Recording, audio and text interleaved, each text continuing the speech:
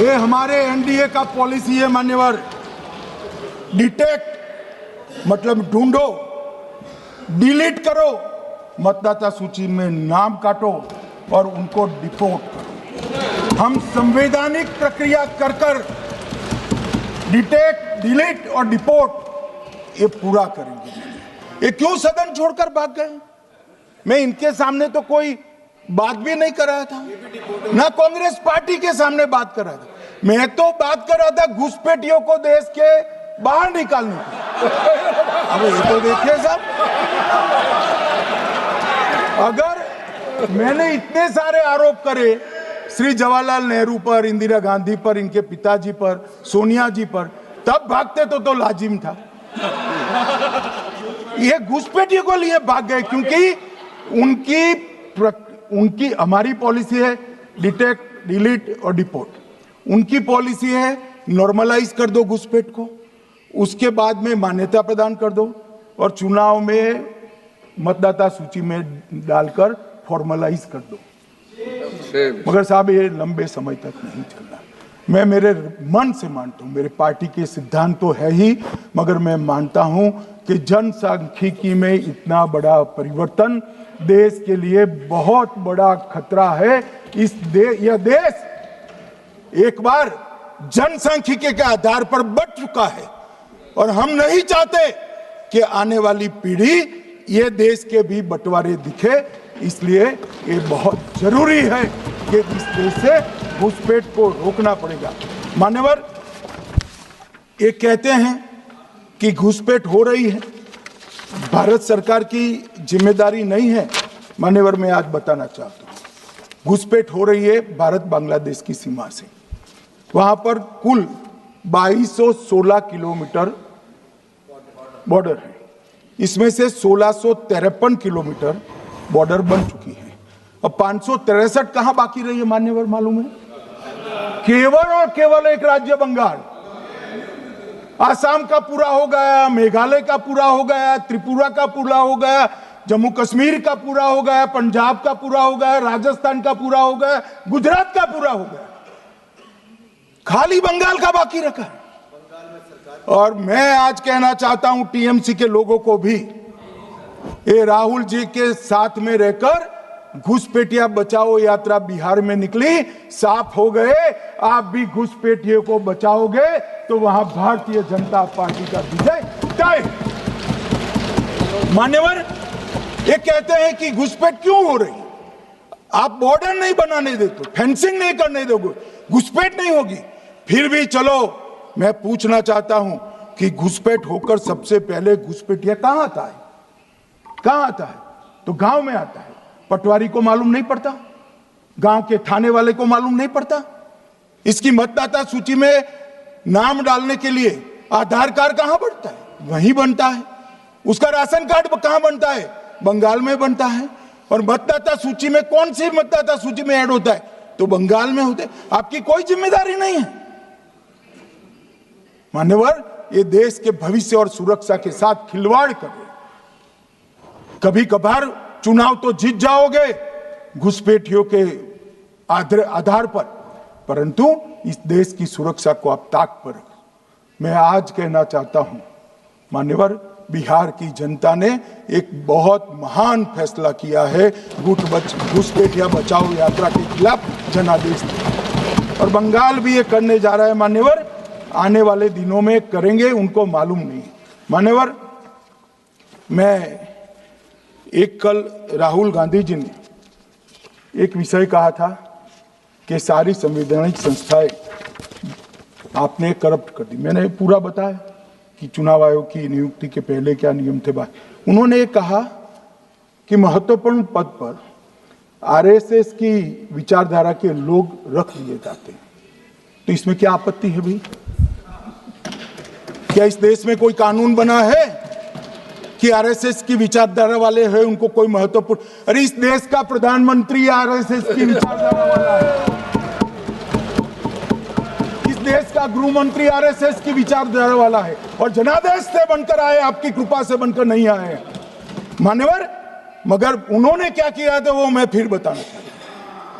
1969 में इस देश का राष्ट्रपति का चुनाव हुआ।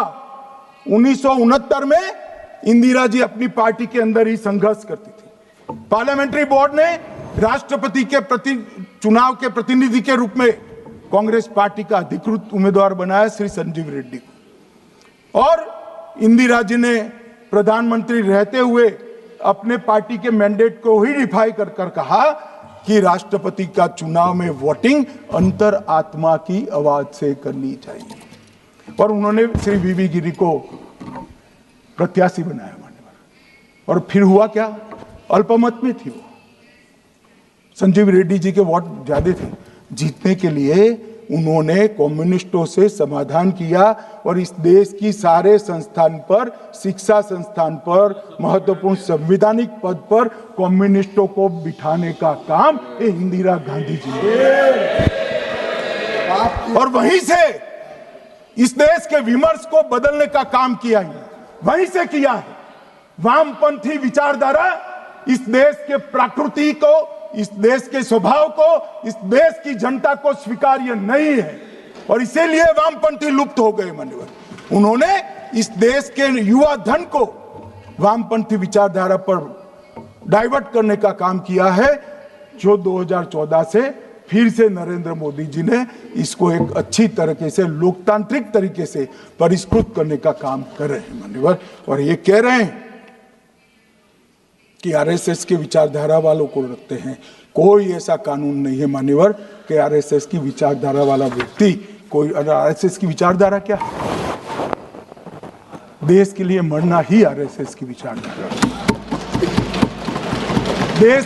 देश को समृद्धि के परम शिखर पर ले जाना ही आरएसएस की विचारधारा है। देश की संस्कृति का झंडा बुलंद करना ही आरएसएस की विचारधारा। ये क्या समझाते हैं? हम ऐसे मान लेंगे? हम नहीं डरते साहब किसी से, हम नहीं डरते।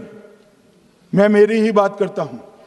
मैं तो 10 साल का था और नारे लगाता था, आसाम की गलियां सुनी है, इंदिरा गांधी खूनी है।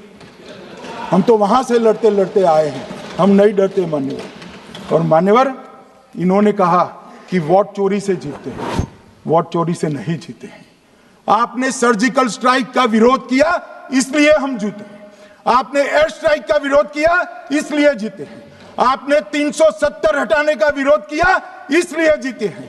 आपने राम मंदिर बनाने का विरोध किया, इसलिए जीते हैं। आपने घुसपैठियों को हटाने का विरोध किया, इसलिए जीते हैं। आपने सीएए का विरोध किया, इसलिए हम जीते हैं। आपने ट्रिपल तलाक हटाने का विरोध किया, इसलिए जीते हैं। और आप 1 नेशन 1 इलेक्शन का विरोध कर रहे हो, इसलिए हम फिर से जीते। माननीय 60 करोड़ गरीबों के घर में इस देश के प्रधानमंत्री जी ने घर पहुंचाया, गैस पहुंचाया, पानी पहुंचाया, शौचालय पहुंचाया, 5 किलो अनाज मुफ्त पहुंचाया और 5 लाख तक की दवाइयां मुफ्त कर दी। क्या समझते हैं कि वोट चोरी कर कर जीते हैं? इस देश के इंफ्रास्ट्रक्चर को 40 साल देख लीजिए और हमारे 11 साल देख लीजिए, इंफ्रास्ट्रक्चर को 3 गुना बढ़ाने का काम हमारे प्रधानमंत्री नरेंद्र मोदी, और इसलिए जनता हमें जिताती है। और मैं तो अभी भी कहना चाहता हूं, चले गए हैं मान्यवर, मैं अभी भी कहना चाहता हूं, यार कांग्रेस पार्टी तुझे टिकट तो देती नहीं है मान्यवर। मैं अभी भी कहना चाहता हूं, एसआईआर का विरोध करोगे तो बिहार की जगह बंगाल और तमिलनाडु में भी साफ। मान्यवर, इस 140 करोड़ की जनता का जनादेश ईश्वर का आदेश होता है।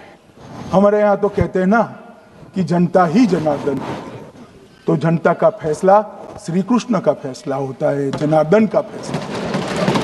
और वो जनता के फैसले को ये लोग वोट चोरी इस तरह की भाषा का प्रयोग करते हैं। जनता देख रही है, जनता आंख मूंद कर नहीं बैठी। मान्यवर, मैं तो धन्यवाद करना चाहूंगा हमारे पार्लियामेंट्री अफेयर्स मिनिस्टर का कि इन्होंने तो एक अलग रास्ता कर एसआईआर पर चर्चा कर ली, वरना इनका झूठ एक तरफा जनता में जा रहा था।